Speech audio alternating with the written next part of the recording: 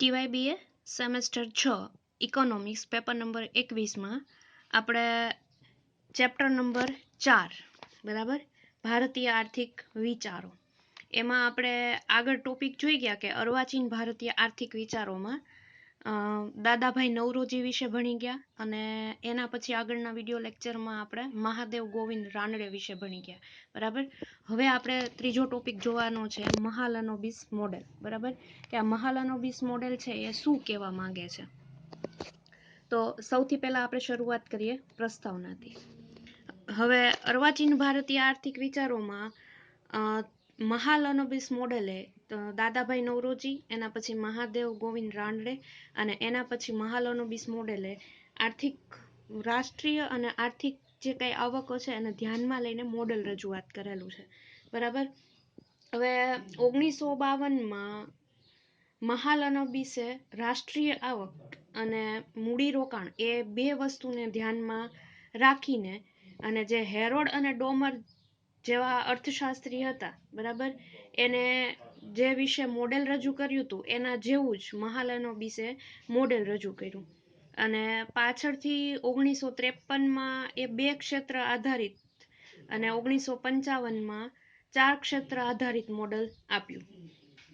હવે બીજી પંચવર્ષીય યોજનાથી ભારતીય આયોજનનું મુખ્ય લક્ષ્ય છે એ મૂડીગત વસ્તુના ઉત્પાદનમાં જાહેર મૂડીરોકાણનું જે વધારે પડતું ભારણ હતું એના માટેનું હતું બરાબર. અને એની પાછળનું કારણ હતું કે મહાલનોબિસ મોડેલની સ્વીકૃતિ ગણી શકાય. એટલે આમ જોવા જઈએ તો મહાલનોબિસ મોડેલ છે એ બીજી પંચવર્ષીય યોજનાથી જ અમલમાં લાવવામાં આવ્યું બરાબર. અને આનાથી ભારતીય આયોજનનું મુખ્ય લક્ષ્ય હતું કે મૂડીરોકાણ અથવા તો મૂડીગત વસ્તુના ઉત્પાદનમાં જાહેર કેટલું મૂડીરોકાણ કરવું પડે બરાબર. એટલે લોકો શું કરવા માંડ્યા તો કે જાહેરમાં મૂડીરોકાણ સૌથી વધારે કરવા માંડ્યા અને આ કરવા પાછળનું કારણ શું તો કે મહાલનોબિસ મોડેલ. આ મોડેલનો હેતુ જુદા જુદા ક્ષેત્રમાં મૂડીની ઇષ્ટતમ ફાળવણી અને લાંબા ગાળામાં જે આવક વૃદ્ધિ છે એ હાંસલ કરવાનો હતો. અને અહીંયા જોવા જઈએ ને તો બે ક્ષેત્ર આધારિત જે મોડેલ વપરાશી વસ્તુ અને બીજી વસ્તુ હતી કે મૂડીગત વસ્તુની ફાળવણી એ બેનો આધાર દર્શાવે છે. અને 4 ક્ષેત્ર આધારિત મોડેલ છે એ વપરાશી વસ્તુમાં ફેક્ટરી ઉત્પાદિત અને બીજી લઈ લઈએ તો કે ઘરગથ્થુ જે ઉત્પાદન કરવામાં આવતું હતું તેમજ જે ખેતી અને સેવા ક્ષેત્ર જેમાં શિક્ષણ, આરોગ્ય વગેરે તેમજ મૂડીગત વસ્તુના ઉત્પાદનને ધ્યાનમાં લેવાનું હતું બરાબર. એના પછી જોઈએ તો કે મોડેલમાં રહેલી ધારણા. હવે મહાલનોબિસે બે ક્ષેત્રનું 4 ક્ષેત્રનું એ રીતે મોડેલ રજૂ કર્યું હતું બરાબર. તો મોડેલ માટે રહેલી ધારણા પણ કંઈક હશે.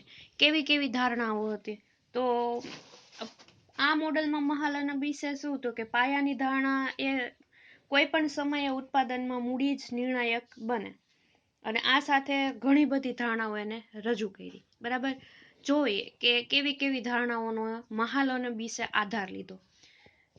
તો એની પહેલી ધારણામાં એવું કહેવામાં આવે છે કે વિદેશ વેપારમાં કોઈ અવરોધ કે સમસ્યા નથી. ટૂંકમાં મહાલનોબિસ મોડેલમાં એવું માનવામાં આવે છે કે વિદેશ વેપારમાં કોઈ અવરોધ નથી.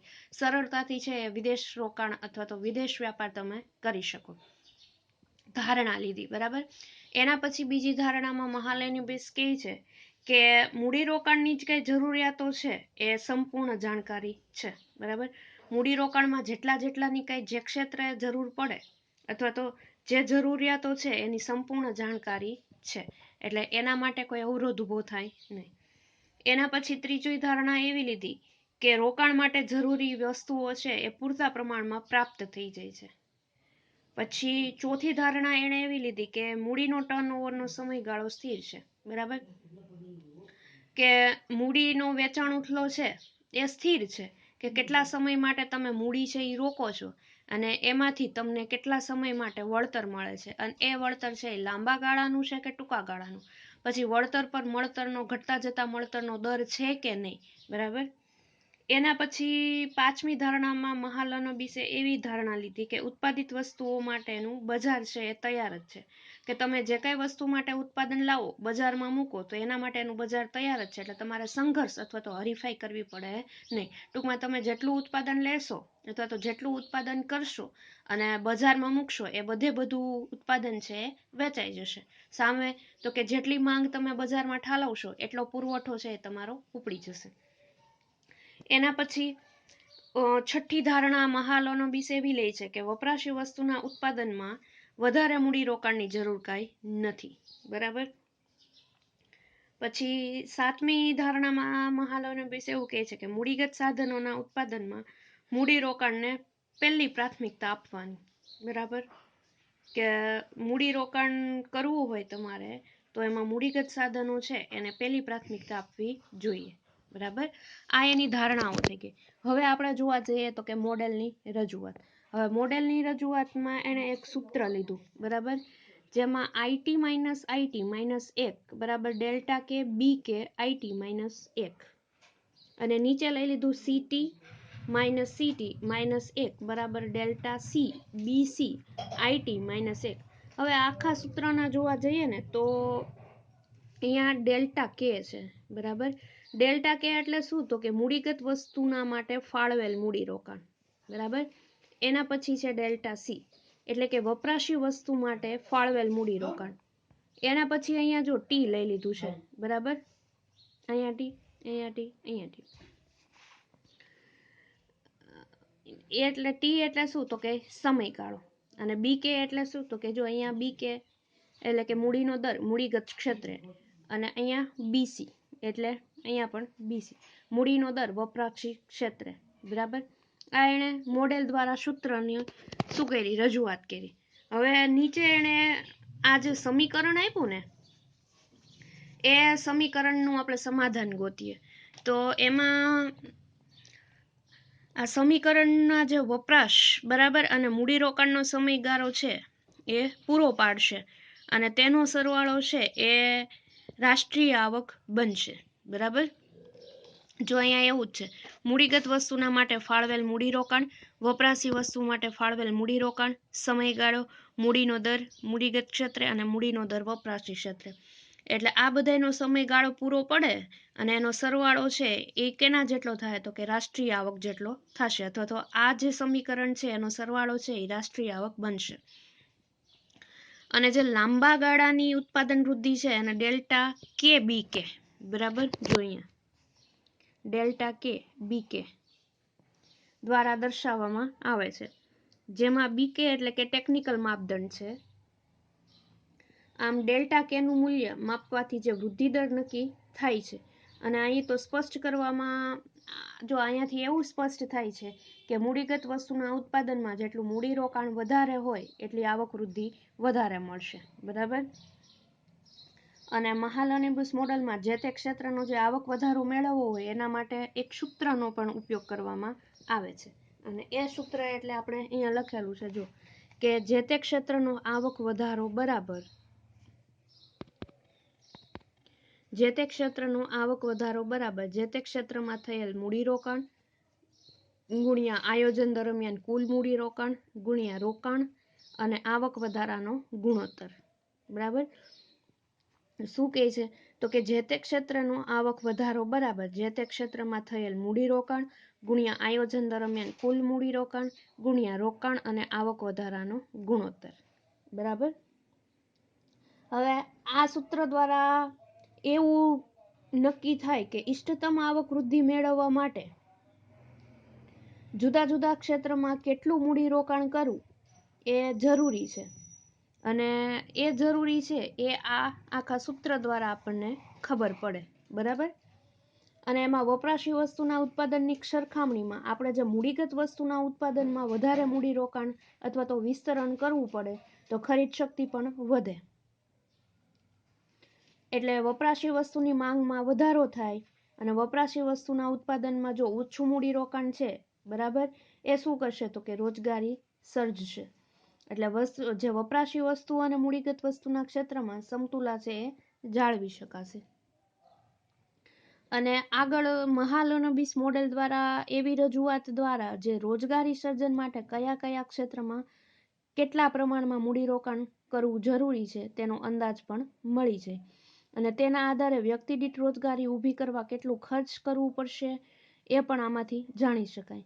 આમ જે આ આયોજન છે એ ક્ષેત્રમાં કેટલા પ્રમાણમાં મૂડીરોકાણ કરવું જરૂરી છે તેનો નિર્દેશ પણ મળે છે અને તેના દ્વારા કેટલા પ્રમાણમાં આવક વૃદ્ધિ પ્રાપ્ત થશે તે પણ જાણી શકાય. અને હવે આ મોડેલ છે બરાબર, એનું આપણે મર્યાદા જોઈએ, મહાલનોબિસ મોડેલની મર્યાદા. તો આ મોડેલમાં કેટલીક અવાસ્તવિક ધારણાઓ થઈ છે બરાબર, જેમ કે વિદેશ વેપારમાં કોઈ અવરોધ નથી.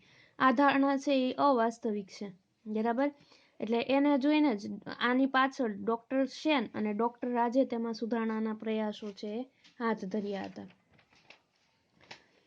પછી બીજી મર્યાદામાં જોવા જઈએ તો આ જે મોડેલ છે બરાબર, એમાં દર્શાવેલ આંકડાકીય નિવારણ છે એ ચોક્કસ પ્રમાણમાં કલ્યાણ વધારો કરી શકે નહીં.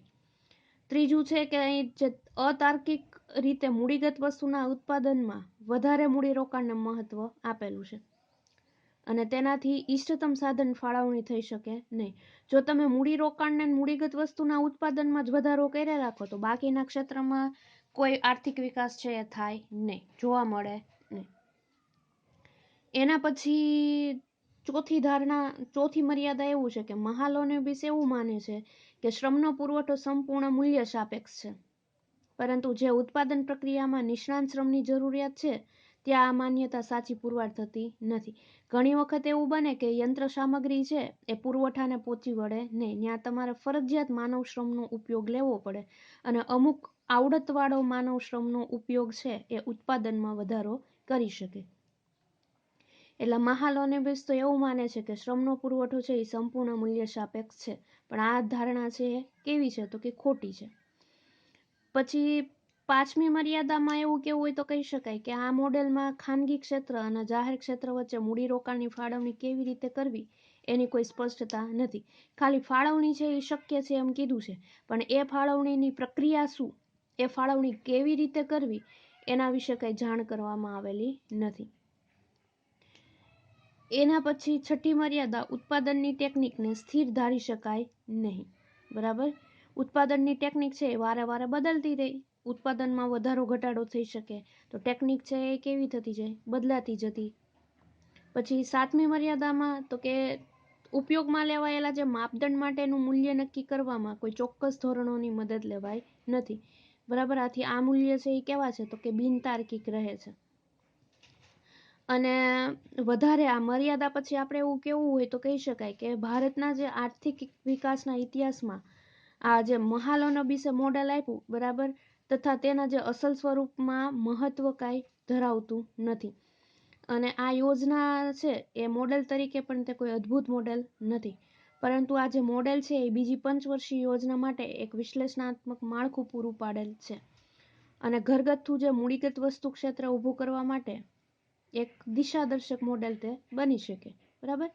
આંકડાકીય આર્થિક નીતિને અમલમાં મૂકવાનો એક ગંભીર પ્રયાસ આ મોડેલમાં થયો છે, પણ આંકડાકીય માહિતી અને આંતરમાળખાકીય મર્યાદાઓ પણ આમાં ઘણી બધી રહેલી છે. વાસ્તવમાં યોજના માટે જુદા જુદા ક્ષેત્રમાં ફાળવવામાં આવેલ જે મૂડીરોકાણ અને તેનાથી થતા ઉત્પાદનના વધારાને ધ્યાનમાં લેવું જરૂરી બને અને આ માટે આ મોડેલ કરતાં અલગ મોડેલની આવશ્યકતા રહે છે. એટલે ટૂંકમાં એવું કહેવું હોય તો કહી શકાય કે મહાલનોબિસ મોડેલની તરફેણમાં એટલું કે આ મોડેલ છે એ માત્ર કોઈ એક પંચવર્ષીય યોજના માટેની નથી, પરંતુ લાંબા ગાળાના આયોજનને એક માળખું પૂરું પાડે છે. હવે સમીક્ષા જોઈએ કે મહાલનોબિસ મોડેલ છે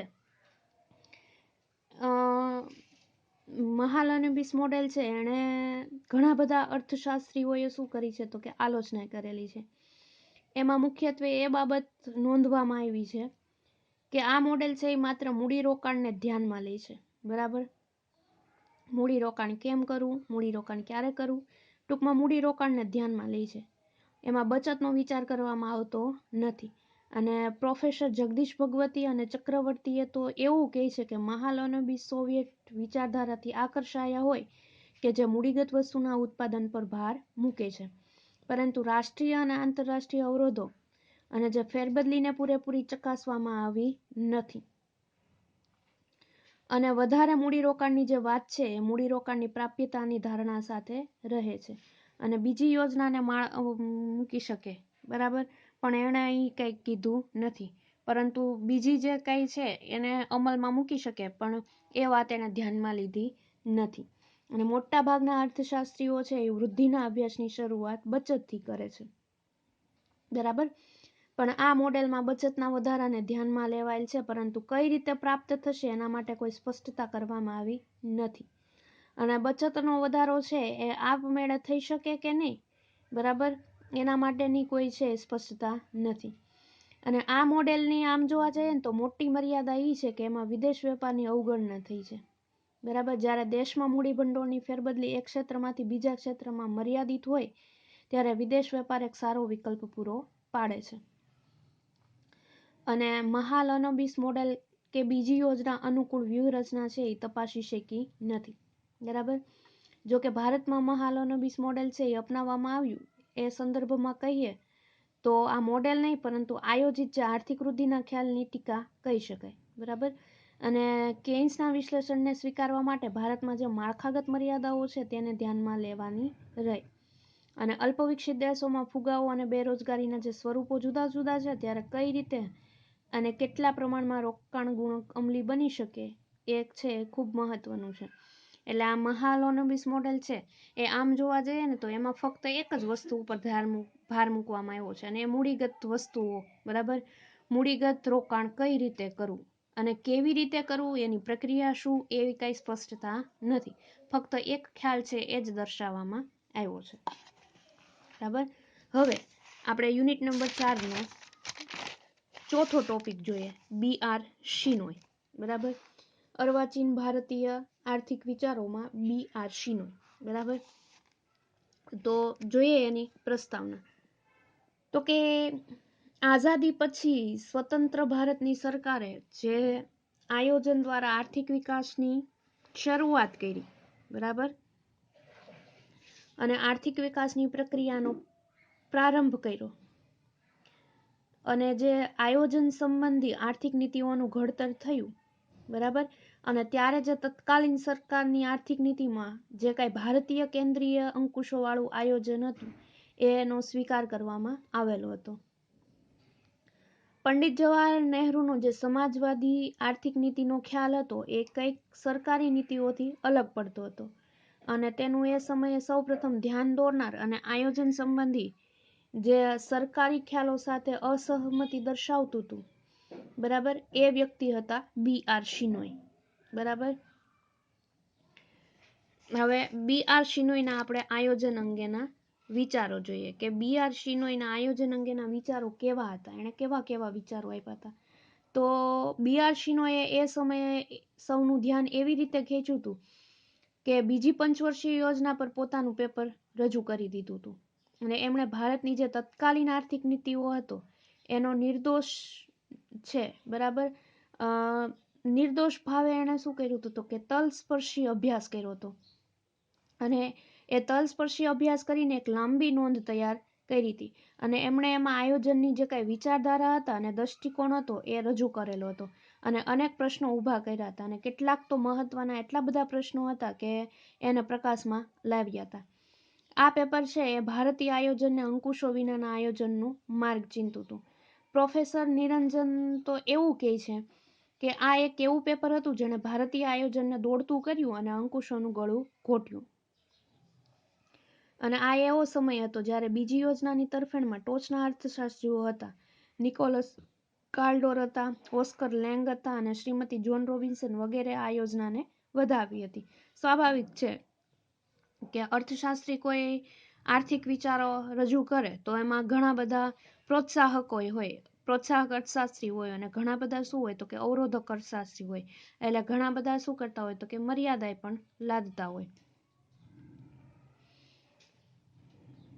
અને જાણીતા અર્થશાસ્ત્રી મિલ્ટન ફ્રીડમેન તો એવું કહે છે કે BR શિનોય હતા એક મહાન વ્યક્તિ હતા જેણે કેન્દ્રીય આયોજનની ખામીઓને ધ્યાનમાં લીધી. એટલું જ નહીં પરંતુ જાહેરમાં પોતાના મંતવ્ય પણ રજૂ કરવાની હિંમત દાખવી. જે બીજા અર્થશાસ્ત્રીઓમાં ઓછું જોવા મળે. અને શિનોયને વધારે પડતા ઊંચા જે વૃદ્ધિ દર હતા એના આધારિત અને સરકાર આધારિત આયોજનમાં વિશ્વાસ હતો નહીં. એટલે તેમનો વિરોધ એટલો સખત અને સ્પષ્ટ હતો કે પ્રોફેસર નિરંજન તો શબ્દો વાપર્યા જે શિનોએ ભીત પર લખી દીધું છે એવું કીધું હતું. બરાબર. હવે આગળ જોવા જઈએ તો BR શિનોય છે એણે સરકારને એવી ચેતવણી આપી હતી જે તે સમયે કે જો ખાદ્ય પુરવણીના મોટો ઉપયોગ વેપાર તુલાની સમસ્યા છે એ સર્જી શકે છે. અને એમની આ વાત સાચી પણ પડી હતી. 1957માં ભારતે જ્યારે લેણદેણની તુલનાની સમસ્યાનો સામનો કરવો પડ્યો હતો અને પ્રોફેસર શિનોએ વેપાર તુલાની જે કઈ સમસ્યા હતા એના ઉકેલ માટેની જે રૂપિયાની તરલતા છે એ દર્શાવી હતી. પરંતુ ભારતમાં બીજી યોજનાની સમસ્યા હતી એ વિદેશી દાનથી ઉકેલવામાં આવી. અને જ્યારે શિનોએ જે રૂપિયાની તરલતાનું સૂચન આગળ કર્યું હતું એ ત્યારે સ્વીકારવામાં નહોતું આવ્યું. તેને આજે યોગ્ય શાણપણ ગણવામાં આવ્યું છે. તે વર્ષે તે સમયે પ્રોફેસર શિનોય છે એ ઇન્ડિયન ઇકોનોમિક એસોસિએશનના પ્રમુખ પદે ચૂંટાયા હતા. અને બીજું એવું કહેવામાં આવે છે કે પ્રોફેસર શિનોએ ભારતીય આયોજનમાં જે કૃષિ ક્ષેત્ર છે એ તરફ ઓછું ધ્યાન આપ્યું હતું. બરાબર. અને આપણને ખબર છે કે ભારતીય અર્થતંત્ર છે, ભારતીય દેશ છે, ભારત દેશ એ કૃષિ પ્રધાન દેશ છે. બરાબર. 70 થી 75% લોકો છે કૃષિ પર નિર્ભર છે. અને જો કૃષિ ક્ષેત્રને જ મહત્વ ઓછું આપવામાં આવ્યું હોય તો એ આર્થિક વિકાસ કેવો કહેવાય? પાંગળો કહેવાય. અને આયોજને કૃષિ ક્ષેત્ર સાથે ઓરમાન બાળક જેવો સંબંધ રહ્યો. અને બીજી યોજના પછી એમની વાત સાચી સાબિત થઈ કે કૃષિ ક્ષેત્રમાં નીચી ઉત્પાદકતા, ઓછી આવક, ગરીબી અને બેરોજગારી જેવી સમસ્યાઓનું સર્જન થયું. બરાબર. અને ભારત કૃષિ પ્રધાન દેશ હોવાથી કૃષિ ક્ષેત્રની અવગણના ભારતીય આયોજનને પોસાઈ શકે એમ નથી. અને કૃષિ ક્ષેત્રનો વિકાસ છે એ આર્થિક વિકાસની પૂર્વ શરત બની રહે. અને કૃષિ ક્ષેત્રની સમસ્યાઓ છે એ સર્જાતા ફુગાવાનો દર વધે, ભાવો વધતા લોકોની ખરીદ શક્તિમાં કાપ આવે. અને તે સમયે સૌ પ્રથમ શિનોએ શું કર્યું હતું કે માથાદીઠ આવકના અભ્યાસને બદલે લોકોને પ્રાપ્ત થતું માથાદીઠ અન્ન, કાપડ વગેરેની ગણતરીને ધ્યાનમાં લઈને અભ્યાસ કરવાનું સૂચન કર્યું.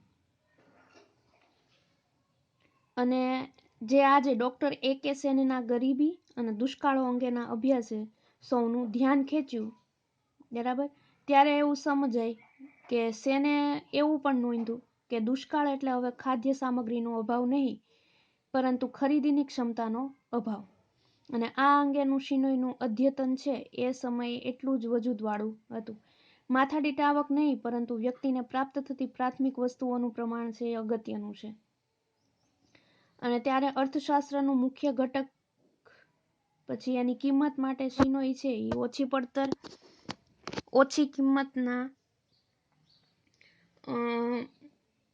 ઓછી કિંમતના જે સંદર્ભમાં લડાઈ આપી હતી એની ભારતમાં નોંધ કાંઈ લેવાય નહોતી. બરાબર. અને P.T. બોરે 1950માં જ એની નોંધ લીધી અને આર્થિક વૃદ્ધિના મોડેલમાં ક્યાંય કિંમત અંગે ચર્ચા કરવામાં આવી નહોતી. અને P.T. બોર છે એ 1958માં ભારતની પ્રથમ મુલાકાતે આવ્યા હતા. ત્યારે બ્રિટિશ હાઈ કમિશનરના જે અર્થશાસ્ત્રીય વિભાગના વડાને મળ્યા હતા. અને એને એવો પ્રશ્ન પૂછ્યો હતો કે તમે પ્રોફેસર શિનોયના સંપર્કમાં છો? અને એ રાજકીય માણસનો જવાબ મળેલો, એ ગાંડા માણસને મળવાનો મારી પાસે સમય નથી. બરાબર. પણ પ્રોફેસર B.R. શિનોય છે એ ત્યાર પછીનો દાયકો હતો એ ગુજરાત યુનિવર્સિટીમાં ગાળ્યો હતો. અને ત્યારે ભારતનું અર્થતંત્ર છે એ સ્થગિતતાની અવસ્થામાં ચાલ્યું ગયું હતું. પ્રોફેસર શિનોય સાચા હતા પરંતુ ભારતમાં તે સમયે કેન્દ્રીય અંકુશોવાળું આયોજન હતું. અને અર્થશાસ્ત્રી છે એ ધર્મ અને તર્ક બંને સુકાઈ ગયા. અને અંતે સાચા હોવા છતાં શિનોએ શૈક્ષણિક ક્ષેત્રનો પણ ત્યાગ કર્યો. બરાબર. પણ તે સમયે B.R. શિનોએ માઉન્ટ પેલેટિન સોસાયટી કે જે ઉદારમતવાદીઓનું ઉમદા આંતરરાષ્ટ્રીય જૂથ છે તેના સભ્ય બનવાનું નિમંત્રણ મળ્યું હતું અને તેઓએ ભારતમાં મુક્ત આર્થિક વિચારો ધરાવતા લોકોનું જૂથ બનાવવાનું ભાવિ સ્વપ્ન પણ સેવ્યું હતું અને તેમણે આગળ જતા લંડન સ્કૂલ ઓફ ઇકોનોમિક્સમાં તેમજ અમેરિકાની અનેક યુનિવર્સિટીઓમાં પોતાનો વિચારો અને વ્યાખ્યાનો હતા એ રજૂ કર્યા હતા. અને બીજી યોજના સામે પ્રોફેસર CN વકીલ, PR બ્રહ્માનંદ, મેઘનાદ દેસાઈ વગેરે જે મુંબઈના અર્થશાસ્ત્રીઓ હતા એણે સખત વિરોધ દર્શાવ્યો હતો. અને હકીકતની નોંધ લેતા તે સમયના જે માર્ક્સવાદી અને હાલના જે થેચરાઇટરને એવું નોંધેલું હતું કે જો મુંબઈના અર્થશાસ્ત્રીઓ દિલ્હીના અર્થશાસ્ત્રીઓ સામે જીત્યા હોત તો ભારતનો આર્થિક ઇતિહાસ કંઈક જુદો જ હોત. ભારતની જે આર્થિક નીતિઓએ ભારતને જે નુકસાન પહોંચાડ્યું છે તેનો પાછળથી 1960 પછી પ્રોફેસર જગદીશ ભગવતી, પ્રોફેસર પદ્મા દેસાઈ અને T. શ્રીનિવાસન દ્વારા ઘણો બધો વિરોધ કરવામાં આવ્યો હતો. તેમણે કેન્દ્રીય આયોજન સામે આકરી ટીકાઓ કરેલી હતી, જ્યારે ભારત તેની આશ્ચર્ય પ્રમાણે તેવી આર્થિક નીતિઓને કારણે પાછળ ગણાતું. તેની નોંધ પણ એક દાયકા સુધી સ્વીકારવામાં ન આવી અને જે આજે હવે બજાર આધારિત જે નવા આર્થિક સુધારાઓ દાખલ કરવા અનિવાર્ય બનતા ધ્યાન ખેંચવામાં આવેલું. આ જે કઈ આર્થિક સુધારાઓ દાખલ થયા હતા એને પણ હવે વર્ષો થઈ ગયા, બરાબર. મનમોહન સિંહ, P. ચિદમ્બર વગેરે જે જૂની સરકારી આર્થિક નીતિઓને રૂઢિગત અને બિનજરૂરી ગણાવે છે. અને આપણને ખબર છે કે મનમોહન સિંહ, P. ચિદમ્બર એ અર્થશાસ્ત્રને લઈને ઘણા બધાઓ સૂચનો એના રજૂ કરેલા છે અને ભારતીય અર્થતંત્રમાં મનમોહન સિંહ, P. ચિદમ્બરના આર્થિક વિચારો છે એ પણ કામે લાગે છે, બરાબર. અને P. ચિદમ્બર, મનમોહન સિંહ જે જૂની સરકારી આર્થિક નીતિઓને રૂઢિગત અને બિનજરૂરી ગણાવે છે અને જે કાંઈ નહેરુની નીતિ છે આ નીતિઓથી કંઈક અંશે અલગ હતી એનો સ્વીકાર પણ કરે છે. પરંતુ આ હકીકત છે એ 5 દાયકા પહેલા પ્રોફેસર શિનોએ નોંધેલી હતી. તેનું સ્થાન ઇતિહાસે પણ ન સ્વીકાર્યું, બરાબર. હવે આપણે BR શિનોય માટે સમીક્ષા જોઈએ. તો એવું કેવું હોય તો કહી શકાય કે કુદરતની કરામત કહેવાય કે 1978માં પ્રોફેસર BR શિનોયનું અવસાન થયું. તે સમયે સરકારી આર્થિક નીતિઓના સ્થાને બજાર તરફના જે ઉદાર વલણને મહત્વ આપવાના ખ્યાલે સ્થાન લઈ લીધું, બરાબર. અને તેમણે જે સ્વપ્ન જોયું હતું કે ભારત માટે એને જે સ્વપ્ન જોયું હતું એવા મુક્ત આર્થિક વિચારોની ચર્ચા વિચારણાનું તેમનું સ્વપ્ન હતું એ સાકાર થયું અને તેના ગાંડપણને જ શાણપણ ગણવામાં આવ્યું. આમ આ ભૂલાઈ ગયેલાને પણ યાદ કરવા જેવા સ્મરણીય સ્વપ્નદ્રષ્ટાને બિરદાવવાનો સમય પણ પાકી ગયો. એટલે પહેલા જોવા જઈએ ને તો BR શિનોયના કામને BR શિનોયે જે કાંઈ અર્થશાસ્ત્ર માટે જે કાંઈ વિચારો રજૂ કર્યા, બરાબર, એની તો પહેલા ભારોભાર શું થઈ તો કે અવગણના થઈ, આલોચના થઈ. ઘણા બધા અર્થશાસ્ત્રીઓ એને ગાંડપણમાં ખપાવી દીધી, બરાબર. પણ પાછળથી 1978માં એનું અવસાન થયું એ પછી એને જે આર્થિક નીતિ આપી, બરાબર, અને આર્થિક નીતિઓનું જે સ્થાન હતું એ બજાર તરફના ઉદાર વલણે મહત્વ આપવામાં લાગ્યું અને એના માટે જે એણે જે સ્વપ્ન જોયું હતું ભારત માટે, બરાબર, એવા મુક્ત આર્થિક વિચારોની ચર્ચા વિચારણાનું સ્વપ્ન સાકાર થયું. અને જ્યારે એણે આર્થિક નીતિઓ રજૂ કરી હતી ત્યારે એના જે કાંઈ આર્થિક અમલમાં મૂકવાની નીતિઓ હતી એને ગાંડપણ ઠેરવું, પણ ધીમે ધીમે તો કે ધીમે ધીમે એ જ ગાંડપણને શાણપણ ગણીને ભારતીય અર્થતંત્રને ખૂબ આગળ લઈ જવામાં મદદ કર્યું, બરાબર. એટલે આમ જોવા જઈએ તો BR શિનોય છે અર્થશાસ્ત્રી તરીકે ભારતના અર્થતંત્રમાં ખૂબ સારો એવો એણે શું આપ્યું તો કે યોગદાન આપ્યું. અને ઘણા તો અર્થશાસ્ત્રીઓએ એવું પણ કીધું કે બીજી યોજના સામે જે પ્રોફેસર CN વકીલ, PR બ્રહ્માનંદ, મેઘનાદ દેસાઈ વગેરે જે મુંબઈના અર્થશાસ્ત્રીઓ હતા એણે BR શિનોયનો સખત વિરોધ પણ કરેલો હતો, સખત વિરોધ છે એ દર્શાવ્યો હતો. અને હકીકતની નોંધ લેતા એ સમયના જે માર્ક્સવાદી અને હાલના ક્ષેત્રશાહી હતા, બરાબર, એણે તો એવું કીધું હતું એની બુકમાં, એના પુસ્તકમાં, કે જો મુંબઈના અર્થશાસ્ત્રીઓ દિલ્હીના અર્થશાસ્ત્રીઓ સામે જીત્યા હોત તો ભારતનો આર્થિક વિકાસ કંઈક જુદો જ હોત, બરાબર. એટલે ત્યારે ઘણો બધો તફાવત મુંબઈના અર્થશાસ્ત્રીઓ કે દિલ્હીના અર્થશાસ્ત્રીઓ માટે હશે, બરાબર. ઘણી બધી આલોચના થઈ હશે, પણ ટૂંકમાં એવું કેવું હોય તો કહી શકાય કે BR શિનોય જ્યાં સુધી એણે અર્થશાસ્ત્રમાં યોગદાન આપ્યું, બરાબર, એનું મૃત્યુ 1978માં થયું, ત્યાં સુધી એના કોઈ આર્થિક નીતિઓ માટે કોઈ સ્થાન હતું નહીં. પણ એના મૃત્યુ પછી જેમ જેમ ધીમે ધીમે બજાર છે એ મુક્ત અર્થતંત્ર માટું બનતું ગયું, અને ધીમે ધીમે બાકીના જે અર્થશાસ્ત્રીઓ હતા એ ગાંડ પણ માનતા હતા, એને ધીમે ધીમે અર્થશાસ્ત્ર માટે શું તો કે BR શિનોયની જે આર્થિક નીતિઓ હતી એની શાન પણ માનીને એનો અમલ કરવાનું શરૂ કરી દીધું, બરાબર. આ થઈ ગયા BR શિનોય વાસે, બરાબર. હવે એના પછીના વિડીયો લેક્ચરમાં આપણે જોઈશું જગદીશ ભગવતી.